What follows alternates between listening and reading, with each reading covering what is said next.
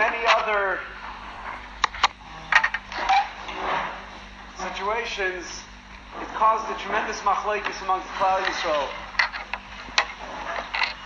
A lot of Rabbanim sent tshuvas, and that's Darka Shal Torah. You nice of a nice in Torah, but it also led to some other machlokes. Some of it, versteht sich, was more political. Not the time and the place for that. If anybody knows the history of radzin, may understand where it came from. There was a Maisa that came to the Chofetz Chaim. It came, Mamish broke up families. What happened? Somebody came to the Chofetz Chaim. There was a city in Poland. There was a Yid from Radzin who wore Techelet. He was nifter. And the Chevra Kadisha were not going to bury him with the Techelet. And Ta'anosam B'fiyam, they tied it that it would be Mevayish, the other Mesim in the Batei Kvaris over there, the Beis HaKvaris, because they didn't have the Techelet. And the Mamish fight, they weren't going to do it. They wouldn't bury him. So they decided that both sides were maskim to go to the Chofetz Chaim. Kol Asher Yoyma, whatever the Chofetz Chaim would say, they would listen to. And the Chofetz Chaim, they came to the Chofetz Chaim, he didn't want to get involved in the machlokes.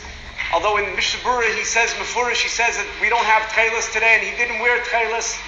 I once heard a zog from the Chofetz Chaim, but I couldn't confirm it, that he wouldn't, said if he was a Kohen Gadol, he would be scared to walk into the Kodesh Kodashim with the Techelet.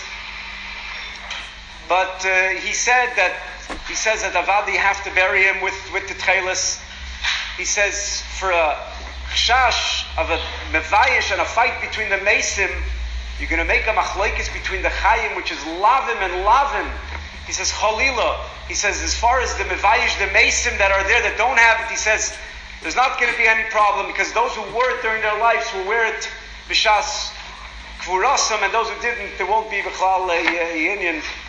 I once heard a Maisa from Reb Menachem Katz, a brother of Rabbi Yisrael Katz, a Rav in Jackson, New Jersey, Chashva Rav, and he said over that when he was a Bacher learning in Eretz Yisrael by Rabbi Ram Yeshua, so one Motzei Shabbos, he went to Chumishir, had to have been Parsha Shlachten, and Rabbi Yeshua was saying over the ganze Maisa with the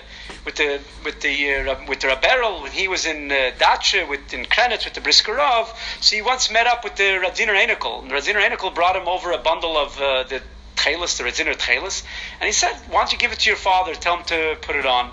So Rabberel went to the Brisker Rav and he gave him the bundle, and he wouldn't accept it. He told him to give it back. He says, "My high, what's wrong with wearing it? What do you have to lose?" So the Brisker Rav told him that he told him over the Beis Halevi that you have to have a Messiah. And then he told him over the Vilna Gaon says he's medayik in the Psukim that we don't have Techelet until Mashiach comes. It's going to be Nignaz. Mashiach will come, he said, and he'll bring back the Chilaz and not Techelet. So Ramishul looks up and he sees that standing on the Mirpeset, standing on the porch, is Rabbi Menachem Katz, who was then a Bacher, and he knew that he stams from the Chasidus, from the Radziners, and he wears the Radzin Techelet. And Weistais, he held that maybe he hurt his feelings by saying that it's Nignaz, we don't wear it, it's not Negei anymore. So he looks up and he says, "I would like to say over a Maisa was kein Mal nicht gesagt." And he said over the Maisa with the Chofetz Chaim.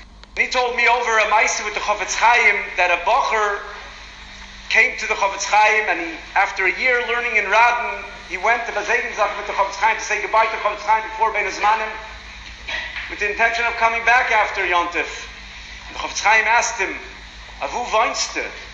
He said, "Ergitzvu in Poland, far away." He says, "From Poland until Radin, there's no yeshiva? Actually, you should find a closer place for yourself." And he was like stunned. He didn't know what. In essence, the Chofetz Chaim was telling him not to come back. Threw him out of the yeshiva. So he quickly ran over to the Elter Bachrim in the yeshiva, and he told them over what happened.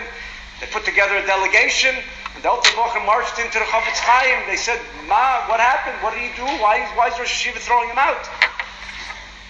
He said, "When he came to the yeshiva a year ago, I noticed that he had Techelet on."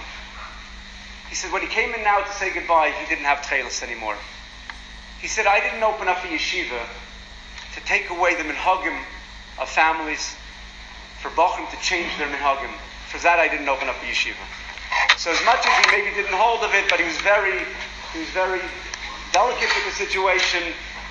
And this went on until a very surprising events happened, and a stunning discovery in 1913 that basically debunked the whole theory of the Radziner Techelet. And Verstetzach had nothing to do with the Radziner Rebbe. They blame it, they say it had to do with the chemist that worked with the Radziner, basically duped the Radziner Rebbe into believing that the Techelet that he found could be produced into blue. And in essence, as we'll see, Mirz Hashem tomorrow, it was a mistake. The Radziner is still terutzim and yeshuvim to it, but the Yisaida after 1914, the Techelet of the Radziner was no more.